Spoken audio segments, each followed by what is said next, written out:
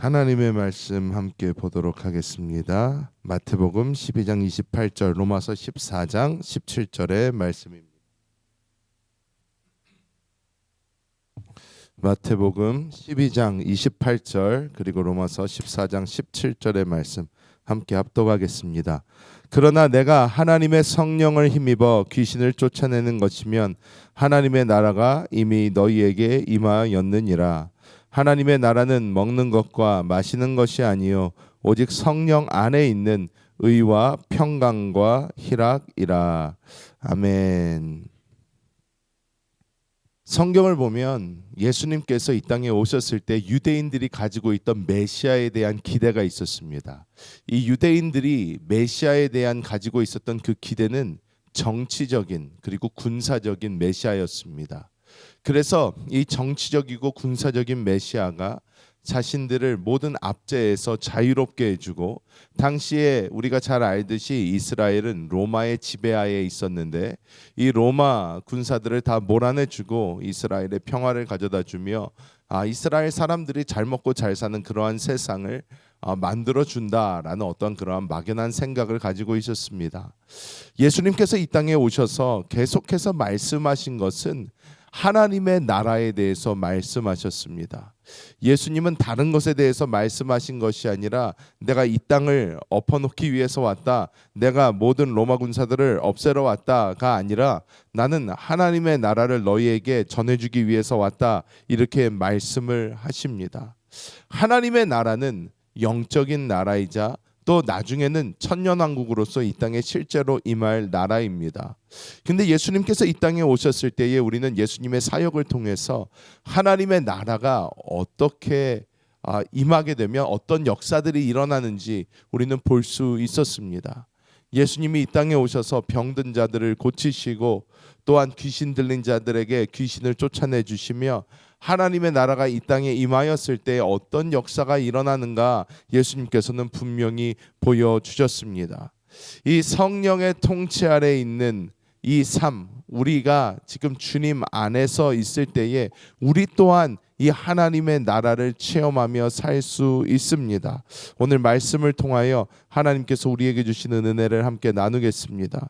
첫 번째로, 하나님의 나라는 어둠의 권세를 물리치는 곳임을 우리가 깨달아야 될 줄 믿습니다. 마태복음 12장 28절에서 예수님은 내가 하나님의 성령을 힘입어 귀신을 쫓아내는 것이면 하나님의 나라가 이미 너희에게 임했다, 이렇게 말씀하십니다. 여기서 성령은 하나님의 능력 그 자체를 의미합니다. 예수님께서는 자신의 육신적인 어떤 힘이 아닌 오직 성령의 권세로 사탄의 영역을 침범하고 그 권세를 파괴하셨습니다. 하나님의 나라가 임했다는 것은 이 공중 권세 잡고 이 땅을 다스리는 이 사단의 모든 역사가 무너지고 오직 하나님의 놀라운 통치가 이 땅에 임하는 것을 우리에게 보여주고 있는 줄 믿습니다. 여러분, 우리는 이 땅을 이렇게 눈에 보이는 세상을 살아가고 있지만 우리가 깨달아야 되는 것은 이 눈에 보이는 세상 이면에는 분명히 눈에 보이지 않는 영적인 전쟁이 있다는 것을 우리가 깨달아야 합니다. 우리가 살아가고 있는 이 세상, 이것이 끝이 아니라 이 세상 이면에는 반드시 영적인 세계가 있습니다. 그리고 이 영적인 세계에서는 지금도 치열한 전투가 벌어지고 있습니다. 하나님의 나라가 임하는 그때에 우리는 진정한 하나님의 통치를 보게 될 것이고 사단이 무릎을 꿇고 귀신이 떠나가며 하나님의 영광이 비치는 그 시간을 분명히 보게 될 줄 믿습니다. 캘리포니아 주립대의 사회학가가 신기한 연구를 한 사례가 있습니다.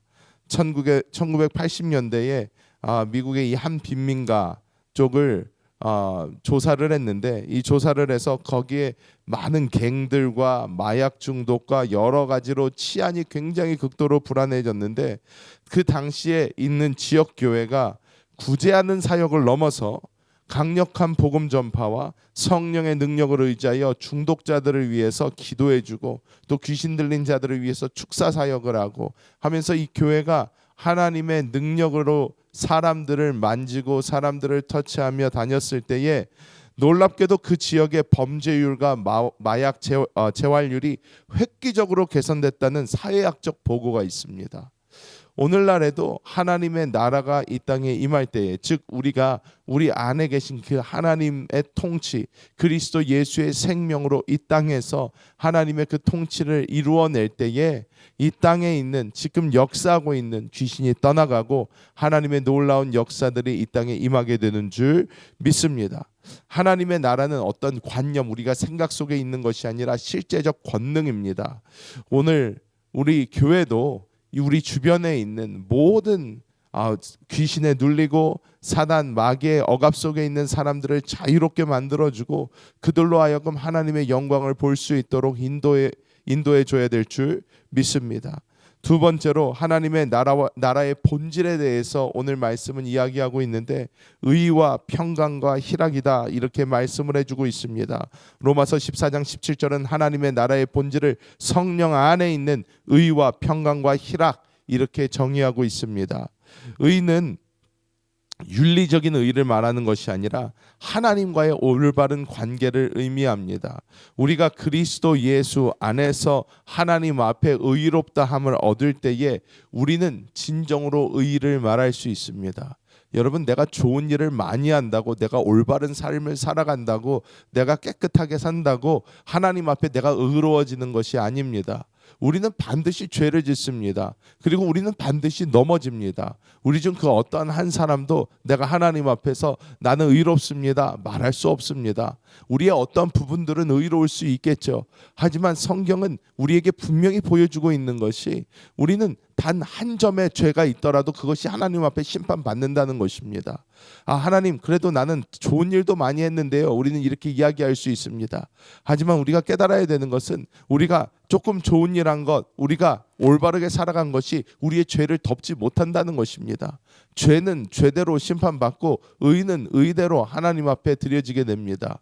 우리는 이 죄에 대한 유일한 방법이 오직 그리스도 예수 안에 있음을 깨닫고, 우리는 그리스도 예수 안에 있는 그 온전한 은혜, 그 의를 바라봐야 될 줄 믿습니다. 두 번째로 평강이라고 나옵니다. 이 평강은 외적인 환경의 평화가 아니라 하나님과의 관계, 하나님과의 하나됨 안에서 오게 되는 내적인 안식과, 그리고 우리가 유대인들이 하는 인사요, 우리 한국 사람들이 하는 이 안녕이라는 이것이 우리 안에 있는 것입니다. 유대인들은 샬롬 하고 인사를 합니다. 이 샬롬이라는 단어가 안녕이랑 동일한 단어입니다.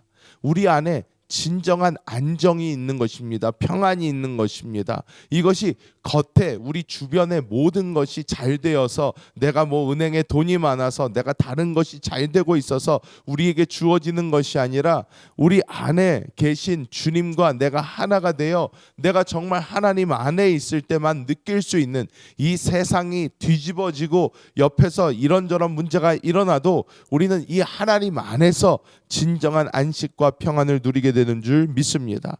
마지막으로 희락이라는 단어가 나옵니다. 우리 헬라어로 카라라는 단어인데, 이는 상황에 따라서 변하는 즐거움이 아닙니다. 세상적 쾌락을 이야기하는 것이 아니라 하나님으로 인하여 기뻐하는 영적인 기쁨이며 성령의 열매 중 하나인 줄 믿습니다. 이 희락은 우리가 하나님을 온전히 볼 때에 얻게 됩니다. 즉 하나님의 나라가 있는 의와 평강과 희락, 이 모든 것은 다 하나님 안에 있는 것입니다. 하나님의 통치가 있을 때에 그 안에 의가 있고 평강이 있고 희락이 있는 것입니다. 우리가 주님 안에 있을 때에 이 모든 것을 누리게 됨을 깨닫고 우리가 날마다 주님 안에서 걸어가야 될 줄 믿습니다. 마지막으로 우리가 가진 사명을 우리는 다시 돌아봐야 합니다. 여러분, 우리는 이 땅에서 주님께서 거니실 그 땅, 주님의 통치가 우리로 인하여, 우리 교회로 인하여 점점 늘어나게 해야 됩니다. 우리는 단순히 눈에 보이는 물질적인 어떤 교회가 잘 되고 부흥하고 이런 것이 아닙니다.